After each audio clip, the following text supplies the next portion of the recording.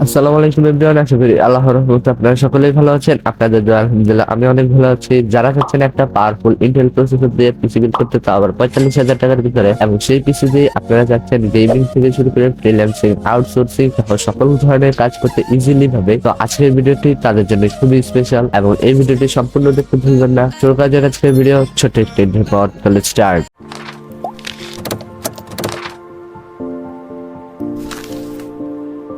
আজকের পিসি বিলটা আমি ইন্টেলের প্রসেসর দিয়ে আপনাদের করাতে চেষ্টা করব, যেটা হচ্ছে ইন্টেল কোর i3 12 জেনের প্রসেসর। এটার সাথে একটা ইন্টিগ্রেটেড গ্রাফিক্স রয়েছে, যেটা হচ্ছে ইন্টেল ইউএসডি গ্রাফিক্স 730। তাছাড়া এটা ক্লক স্পিড রয়েছে 3.30 আপ টু 4.30। এছাড়া এটার প্রাইস হচ্ছে 14,000 টাকার মতো। 14,000 টাকার ভিতরে মোটামুটি ভালোই একটা প্রসেসর। আপনারা অবশ্যই যারা গ্রাফিক্স এর কাজ কিংবা গেম খেলতে চান, অবশ্যই এটা ইউজ করতে পারেন। প্রসেসরের সাথে একটি স্টক কুলার থাকলেও আপনারা চেষ্টা করবেন এক্সট্রা করে একটি সিপিইউ কুলার নিতে। এখানে আপনারা নিতে পারেন ডিপকুলের এজি 500 বিকে ARGB 120 mm single tower CPU cooler, যেটা প্রাইস হচ্ছে 3,000 টাকা। এখানে আপনারা একটি RGB ফ্যান পেয়ে যাবেন, যেটা আপনারা কন্ট্রোল করতে পারবেন না, কিন্তু ভালো মানেরই একটা সাপোর্ট দিবে আপনার প্রসেসরকে ঠান্ডা রাখতে। এই বিল্ডে মাদারবোর্ড হিসেবে থাকছে আসুস কোম্পানির একটি মাদারবোর্ড, যেটা হচ্ছে আসুস প্রাইম HD10MK D412 জেনের একটি মাইক্রোএটিক্স মাদারবোর্ড, যেটার প্রাইস হচ্ছে 11,800 টাকা। এখানে আপনারা উইন্ডোজ 11 অ্যাক্টিভেট পেয়ে যাবেন আগে থেকে, এবং এই মাদারবোর্ডটার ওয়ারেন্টি আপনারা পেয়ে যাবেন 3 বছরের জন্য।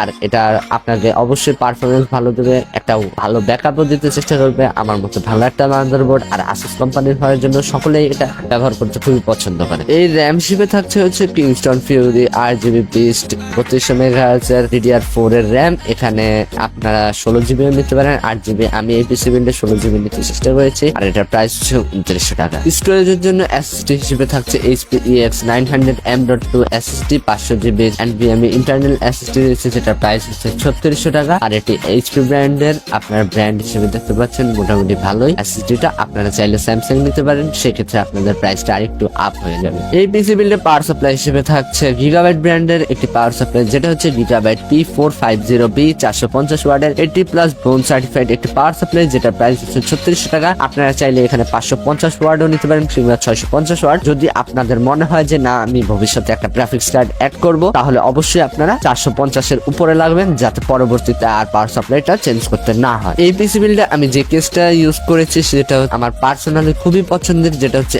Antex NX 410 V2 মিড টাওয়ারের ARGB গেমিং কেস, যেটা প্রাইস হচ্ছে 5,450 টাকা। এখানে আপনারা 140 mm এর 3টা প্রি ইনস্টল ফ্যান সহ পাশে টেম্পার গ্লাস পেয়ে যাবেন, যেটা ডোর সিস্টেম। আপনারা নিজেরা চাইলে এগুলা খুলতে পারেন। আর যেগুলো ফ্যান গুলো RGB রয়েছে, সেখানে আপনারা নিজেদের পছন্দ অনুযায়ী কালার চেঞ্জ করতে পারবেন, আবার অটোমেটিক নিজেও চেঞ্জ হয়ে যায়। আর এই পিসি বিল্ডটা খুবই সুন্দর দেখতে হবে আপনারা যদি এই কেসিংটা ইউজ করেন। আমার মতে পার্সোনালি আমি আপনাদের বলবো এই কেসটা ইউজ করতে, আর আপনারা চাইলে অন্য কিছু আপনারা ইউজ করতে পারেন।